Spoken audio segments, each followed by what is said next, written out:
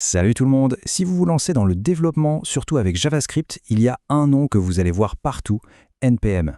C'est un outil incontournable, vraiment. Mais c'est quoi au juste? À quoi ça sert vraiment? Eh bien c'est exactement ce qu'on va démystifier ensemble aujourd'hui. C'est parti! Alors, au programme aujourd'hui, d'abord, on va voir c'est quoi NPM. Ensuite, on va parler de la gestion des versions, un point super important. Après, on se penchera sur le problème de la cohérence, vous savez, le fameux « ça marche sur ma machine ».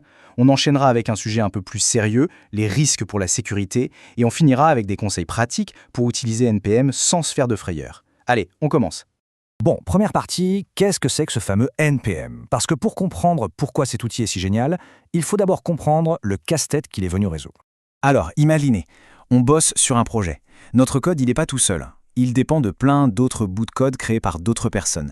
Des dizaines, parfois des centaines de petites briques logicielles.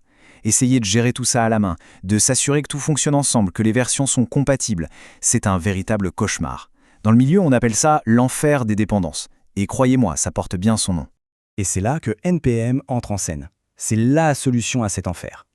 Le plus simple, c'est de voir NPM comme une immense bibliothèque, mais pour du code. C'est le gestionnaire de paquets de référence pour tout ce qui est JavaScript. En gros, c'est un outil qui nous aide à trouver, installer et gérer tous ces petits bouts de code, qu'on appelle des packages ou paquets. Et quand je dis immense, je ne plaisante pas. On parle de plus de 3,1 millions de paquets disponibles. C'est tout simplement le plus grand registre de logiciels au monde. Quoi qu'on cherche à faire, il y a de fortes chances que quelqu'un ait déjà créé un paquet pour ça. C'est un gain de temps absolument phénoménal, on n'a plus besoin de réinventer la roue constamment. Alors, comment ça marche tout ça? En fait, NPM, c'est trois choses en une. D'abord, il y a le registre. C'est la fameuse bibliothèque en ligne, la base de données géante. Ensuite, il y a le CLI, c'est l'outil en ligne de commande. C'est ce qu'on tape dans le terminal pour commander des paquets, les installer, les mettre à jour. Et enfin, il y a le site web. Là, on peut chercher des paquets, voir ce qu'ils font, lire la doc, etc.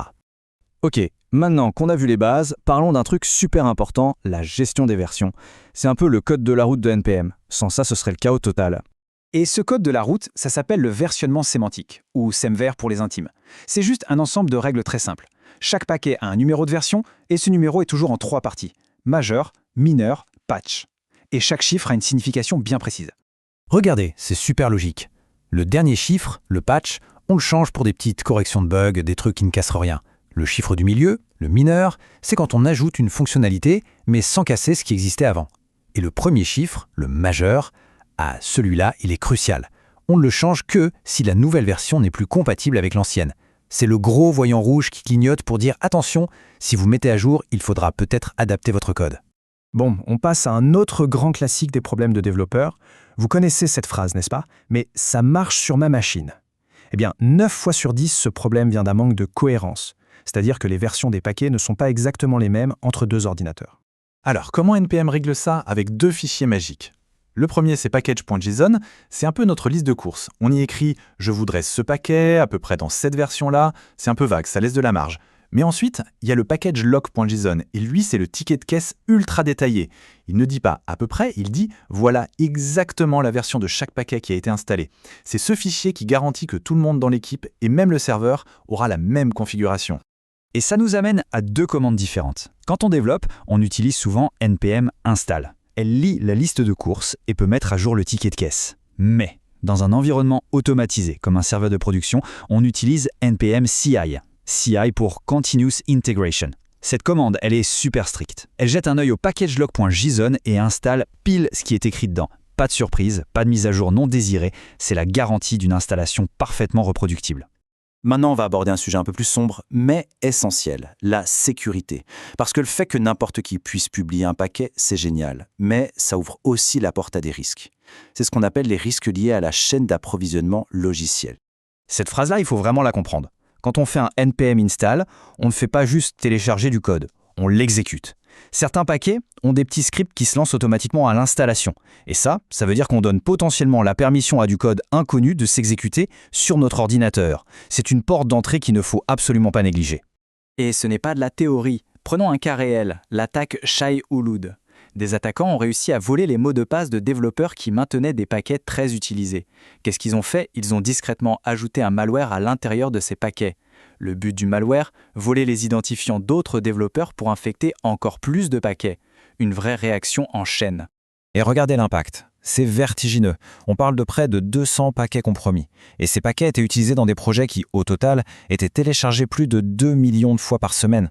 Ça montre bien la vitesse à laquelle une attaque peut se propager dans un écosystème aussi connecté. Alors, la question c'est, est-ce qu'on doit paniquer et arrêter d'utiliser NPM? La réponse est non, bien sûr. Mais il faut être intelligent. Il faut être prudent. Heureusement, il y a des bonnes pratiques, des gestes simples pour se protéger. Voilà 4 réflexes à adopter. Premièrement, dans vos déploiements automatiques, utilisez npm-c, pas npm install. C'est la base. Deuxièmement, on peut désactiver les scripts qui se lancent automatiquement à l'installation pour éviter les mauvaises surprises. Troisièmement, le fichier packagelog.json doit toujours être inclus dans vos commits. Et il faut relire les changements de ce fichier aussi attentivement que le reste du code. Et enfin, un point crucial, activez l'authentification à 2 facteurs sur votre compte NPM. C'est la meilleure protection pour que personne ne publie de code malveillant en votre nom. Et voilà, on a fait le tour. NPM, c'est un outil formidable. Vraiment, il a changé la façon dont on crée des logiciels. Mais comme tout grand pouvoir, il implique de grandes responsabilités. Ça nous laisse avec une question assez philosophique finalement. Dans ce monde de l'open source qui repose sur la confiance, comment on fait pour trouver le bon équilibre, le juste milieu entre faire confiance aux autres développeurs et rester sur ses gardes? C'est un défi permanent pour nous tous. Merci